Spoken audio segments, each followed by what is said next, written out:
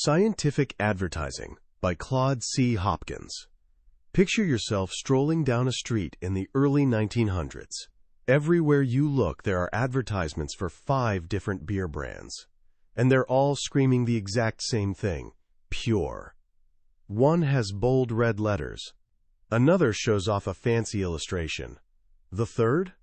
Just the word pure, with a price tag underneath. They blur together into this meaningless background noise. You've seen it 1,000 times, and honestly, you don't believe any of them. But then one day, something different catches your eye. This new advertisement doesn't just shout pure at you, it actually shows you what that means. It's like reading a fascinating detective story. It walks you through the entire brewery. You learn how they drilled wells 4,000 feet deep into the earth, cutting through layers of rock and sand, just to find the purest water imaginable. It tells you about their special yeast cell, the one they finally perfected after conducting 8 different experiments.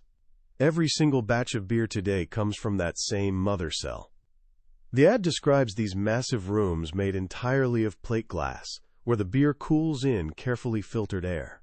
And get this, every bottle is steamed clean not once, not twice, but 4 separate times to guarantee it's absolutely sterile before a single drop goes in. After reading all this, imagine you bump into one of the competing brewers. You ask him, "Hey, why don't you tell people about all these amazing steps you take to make your beer pure?" The rival brewer just rolls his eyes. "What? Everyone does that stuff. That's just basic beer making. There's nothing special about it." And right there, you've just witnessed $1 million insight. Actually, make that $1 billion insight. The genius who created that famous ad was a legend named Claude C. Hopkins. His response to that brewer? Sure, everyone does it, but the people don't know it. That single campaign, just by telling the truth in a specific and compelling way, transformed a little-known brewery into one of the most famous brands on the planet. So welcome to Scientific Advertising, my friend. This little book, first published way back in 1923, is basically the foundation of everything. It's the quiet rulebook that giants of industry and marketing have been studying in secret for 100 years. David Ogilvy, one of the most legendary ad men who ever lived, once said something pretty remarkable. Nobody should be allowed to have anything to do with advertising until he has read this book 7 times. 7 times. Let that sink in. Why would he say that? Because Claude C. Hopkins was the person who transformed advertising from a wild gamble into something you could actually measure and predict. He genuinely believed that spending money on an advertisement without knowing for certain that it worked wasn't just wasteful, it was downright foolish. Now, I'll be honest with you, this book is old. The examples talk about shaving cream and automobiles from a century ago. But don't let that fool you for a second. This book might actually be more relevant today than the day it was written. Here's why. The technology has completely changed. We've got TikTok and YouTube instead of newspapers and magazines. But the human being? We haven't changed at all. The core psychology, those secret triggers that make us curious, the things that earn our trust, the reasons we finally decide to take action, all of that is exactly the same. Hopkins was a master of understanding people, and today we're going to unpack his timeless principles together. Here's my promise to you. By the time we're done, you won't just understand what makes a good advertisement. You'll understand the fundamental laws of persuasion, the real science of communication, and how to present your ideas, whether in an email, a presentation, or just a casual conversation, in a way that's clear, compelling, and almost impossible to ignore. Let's dive in. If you had to boil this entire book down to just one concept, here it is. Advertising is salesmanship. That's literally it. It's not art. It's not some form of creative expression. It's definitely not about winning awards or making your friends laugh or proving to your boss how clever you are. According to Hopkins, an advertisement has exactly one purpose: to make a sale. Think about it this way. If a salesman showed up at your door wearing a clown suit, juggling bowling pins, and shouting clever but meaningless slogans. Would you buy from him? Of course not. You might be entertained for a minute, but you definitely wouldn't trust him with your hard-earned money. Yet advertisers do this exact thing all the time. They forget they're salesmen. They try to become entertainers. They chase applause instead of sales. Hopkins demands that we treat every ad like a salesman. We need to measure it purely by the sales it generates. An ad is just a salesman multiplied, one that can speak to thousands or even millions of people at once. And because the cost of that salesman is so incredibly high, sometimes $10 for a single word, it needs to be an absolute super salesman. So if advertising is really salesmanship, how do you become that super salesman? Simple. You don't guess, you test. This is the scientific part of scientific advertising. Before Hopkins came along, advertising was basically throwing darts blindfolded. You'd write an ad you thought was brilliant, spend $100,000 on it, and just pray it worked. Hopkins thought this was absolute madness. He became one of the first to perfect a method of tracking every single dollar. He did this through something called keyed advertising. Here's how it worked. He'd run an ad in one newspaper with a coupon marked Department A in the corner. Then he'd run a different ad in another newspaper with a coupon marked Department B. When people mailed in those coupons, he could count exactly which ad pulled how many responses. But he didn't just track responses. He tracked the cost per response. His entire education came from what he called the University of Mail Order. Mail order was the ultimate teacher because there was zero confusion. You ran an ad, and people either sent you their money or they didn't. The numbers were crystal clear. You knew down to a fraction of a penny what each ad cost you and what it brought in. This is where he learned that assumptions are completely worthless. He tells this amazing story about a guy selling a $5 product. His ad was bringing in responses for 85 cents each, which was nicely profitable. Then a new ad man came in claiming, "I can do way better," and submitted what he thought was a brilliant ad. They tested it. The responses cost $14.20 each. Then a third person submitted an ad. It was simple, plain, and super direct. They tested it. For 2 solid years, that ad brought in responses for an average of just 41 cents each. Think about that for a second. One ad was 34 times more expensive than another, and the only way to discover that difference was through testing. The ad man who just guessed would have destroyed the company. The ad man who tested made it a fortune. This is basically the core of the entire book. Stop guessing. Start testing. So what did all this testing actually teach him? What are these laws of scientific salesmanship? Well, the first major lesson from the mail order school was this: people will read what interests them. We have this popular idea today that people don't read anymore. Their attention spans are supposedly too short. You need to keep everything brief. Hopkins would say that's one of the most expensive mistakes in business. When you're about to spend your hard-earned money on something that matters to you, you want information. If you're genuinely interested in a new car, you'll happily read a 30-page brochure cover to cover. If you're struggling with a health problem, you'll read a 5,000-word article about a solution without even noticing the length.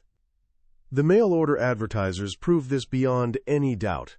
Their ads were often packed with tiny type from top to bottom. They had zero room for pretty borders or wasted white space. And they discovered a law that's just as true today. The more you tell, the more you sell. Hopkins shares this great story about the Marmon car. There was this guy considering either a Rolls-Royce or a Pierce Arrow, but their ads were short, dignified, and told him practically nothing, just a name and a fancy picture. The Marmon ad, by contrast, was like a complete story. It went on for columns. It told him everything about the engineering, the quality, the entire experience. He read every single word and bought the Marmon. The lesson? Don't be afraid to tell your complete story. The wrong people will skip right past it, but the right people, your actual potential customers, will genuinely thank you for the detail.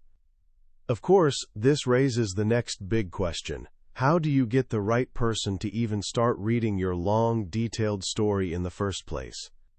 The answer is your headline. Hopkins says the purpose of a headline isn't to attract the most people possible, it's to pick out people you can interest. Think of it like this. You're standing in a crowded stadium. You don't just randomly shout, "Hey," you specifically shout, "Hey there, Bill Jones." Your headline is your Bill Jones. It's a filter. If you're selling a business course, your headline shouldn't be a fascinating story. It should be for the man who wants to be a leader. If you're selling a cream for wrinkles, you don't write some clever headline about Egyptian psychology. You write, "Now you can look 10 years younger." The wrong people will skip right past it. But the right people, the ones you actually want, will find it impossible not to keep reading. Hopkins discovered that a simple change in headline could multiply an ad's returns by 5 or even 10 times. He would often spend hours, sometimes entire days, testing and perfecting a single headline. So the headline grabs their attention. Your complete story gives them the argument, but what should that argument actually be? This is where Hopkins shifts from pure science to psychology. And his most important lesson comes in Chapter 3, Offer Service. Here's the fundamental truth of all salesmanship. People are selfish. They genuinely don't care about you. They don't care about your company, your interests, or your profits.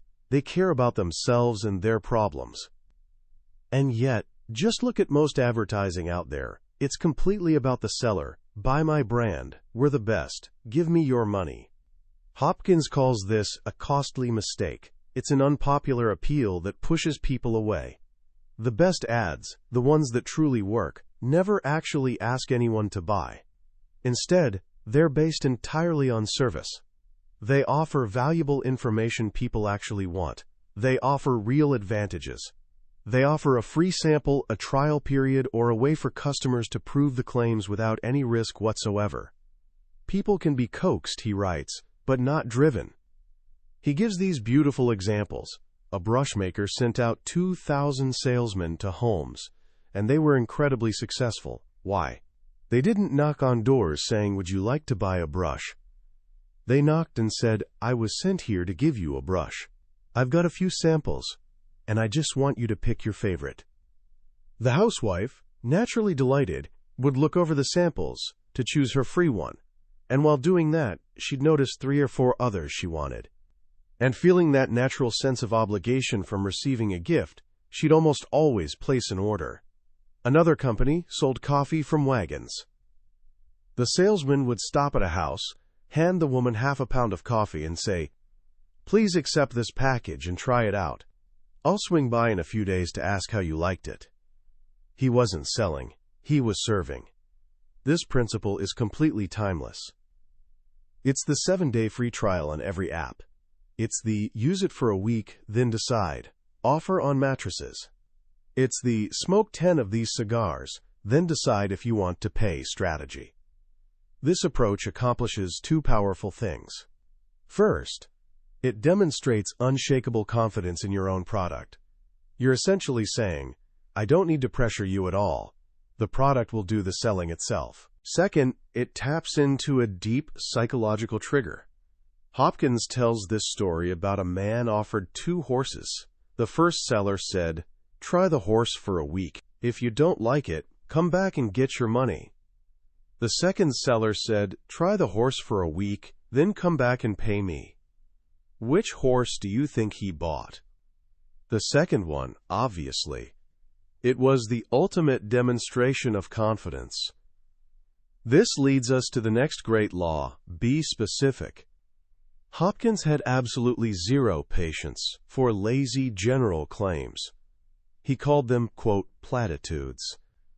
Saying best in the world, highest quality, or lowest prices is basically a waste of ink. They're just things people expect a salesman to say. They carry no weight. They sound like obvious lies. But a specific claim? That has enormous power. Someone who makes a specific claim is either telling you the truth or they're telling a very clear, easily provable lie. And since people don't really expect advertisers to be that bold with a lie, they tend to accept specific claims as facts. This is honestly one of the most powerful chapters in the entire book. If you say, "Our prices have been reduced," people yawn and keep scrolling. But if you say, "Our prices have been reduced 25%, suddenly people actually listen. One advertiser was selling clothes with the slogan, "Lowest prices in America." Every single one of his competitors eventually copied him. It became completely meaningless white noise. Following Hopkins's advice, he changed his claim to, "Our net profit is 3%. That one specific, believable claim caused a sensational increase in his business. Hopkins was once hired to advertise a brand new shaving cream in a market completely dominated by old, trusted brands. It seemed like an impossible task. He couldn't just say, "Our soap is better." Nobody would believe that for a second. So he dug deeper. He learned that the makers had tested 130 different formulas before perfecting this one. He didn't say, "Acts fast." He said, "Softens the beard in 1 minute." He didn't say, "Lathers well." He said, "Maintains its creamy fullness for 10 minutes on the face." And he didn't say, "It's the best." He said, "The final result of testing and comparing 130 formulas." Hopkins later wrote, "Perhaps never in advertising has there been a quicker and greater success in an equally difficult field. Specificity sells." Specificity sounds like truth. And this brings us right back to that beer story from the beginning. His competitors were all shouting the vague generality, "Pure." Hopkins used specifics. He told people exactly why it was pure. The 4,000-foot wells, the steam-cleaned bottles 4 times over, the filtered air cooling rooms. He took completely ordinary facts about the business and made them sound extraordinary, simply by being the first person to actually tell the story. This is what a true salesman in print does. He doesn't shout empty words, he explains. He doesn't just boast, he proves. Hopkins was also an absolute master of human nature. He genuinely understood what made people tick. He understood curiosity better than almost anyone. He was once hired to sell puffed wheat and puffed rice. The products were completely failing.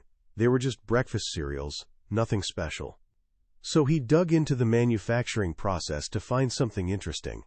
He started writing headlines like, "Grains puffed to 8 times normal size."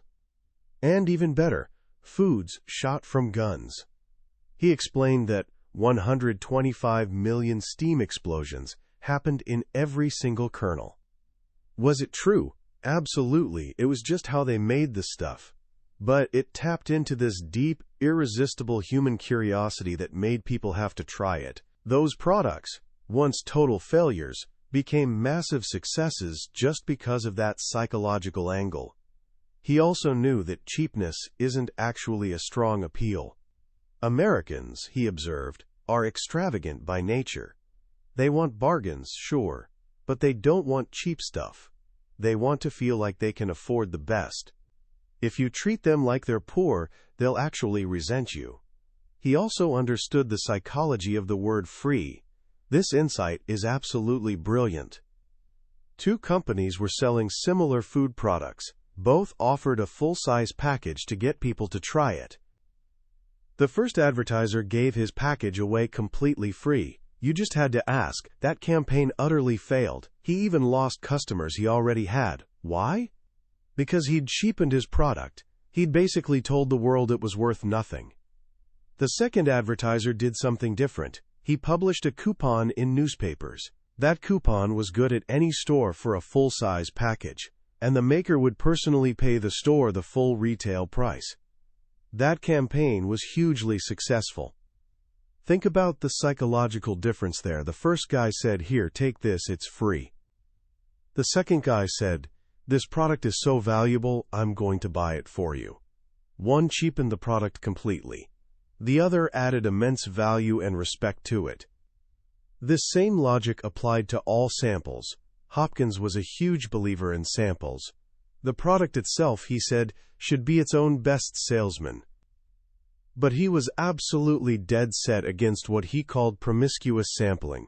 Never, ever, just hand out samples randomly on doorsteps or in stores.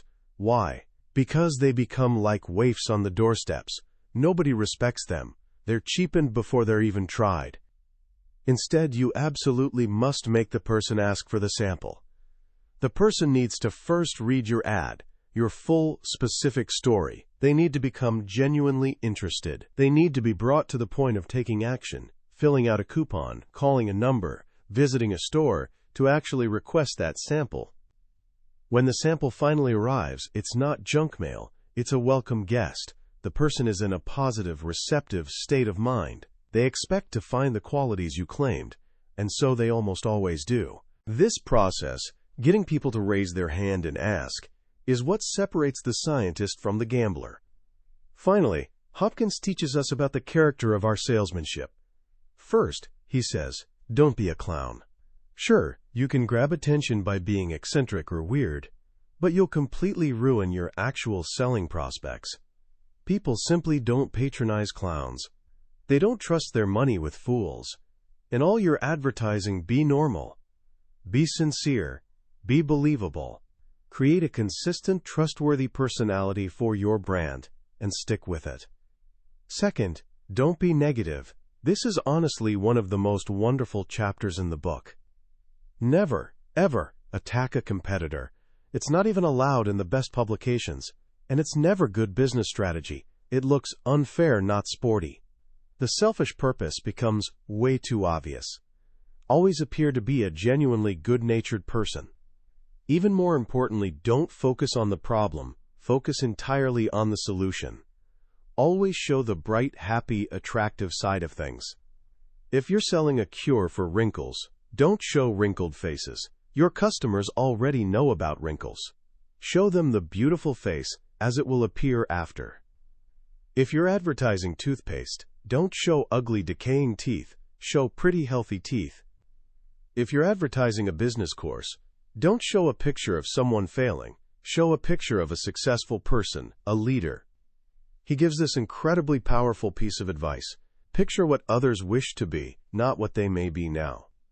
We're naturally attracted to sunshine, to beauty, to health, and to success. So he says, point the way toward them, not the way out of the opposite. In the end, all of these laws, from offering genuine service to being specific to staying positive, come right back to the first and most important rule. Test everything. You simply cannot guess which headline will work best. You cannot guess which appeal will be most powerful. You cannot guess what people actually want. You absolutely must let the customer decide. Before you launch some massive million-dollar campaign, launch a tiny $5,000 campaign in just a few small towns.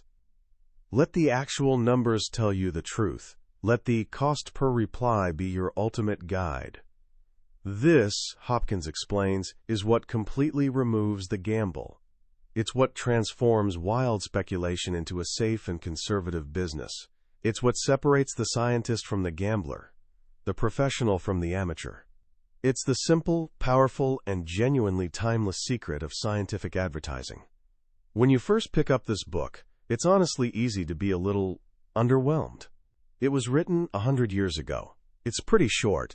The language is simple and straightforward. There's not a single mention of the internet, social media, viral marketing, or any tool we think of as modern. And yet, as you actually read it, you start to realize this book is, in many ways, the only thing that really matters. Claude Hopkins gave us a timeless blueprint for one of the most genuinely difficult things in the world, communicating an idea effectively. And the reason it's so timeless is that the technology of advertising changes every single year, but the psychology of human beings, that hasn't changed at all. We're still fundamentally selfish. We still tune out noise automatically. We still only pay real attention to things that serve us personally. We're still driven by curiosity. We're still deeply skeptical of vague, boastful claims. We're still trusting of specific, provable facts. We're still naturally attracted to positivity and success, and we still instinctively turn away from negativity and fear. The biggest idea I hope you take away from this isn't really about advertising at all. It's actually about respect. The entire scientific method that Hopkins perfected is built on a profound respect for the customer. It's about respecting them enough to not just guess what they want, but to actually listen to them. To use tests and real data as a way of letting them tell you what they genuinely need. It's about respecting their intelligence. You don't try to trick them with clever slogans or entertain them with silly gimmicks. You give them the full, complete, specific story and trust them to make a good decision. And most of all, it's about respecting their money. You don't ask them to gamble on you, you remove the risk entirely. You offer a sample. You offer a trial. You offer to buy the first package for them. You put the burden of proof squarely on yourself and your product, which is exactly where it belongs. So how can you, as a young, ambitious person, actually use these ideas today? Here are a few simple ways to start right now. First, for just 1 week, try to become a specific communicator. Catch yourself every single time you use a lazy generality. Instead of telling your parents, "School was fine," tell them, "I learned one specific thing in history today about how Hannibal crossed the Alps with elephants." Instead of telling a friend, "That's a cool idea," tell them, "I like that idea because it solves this specific problem for this specific type of person."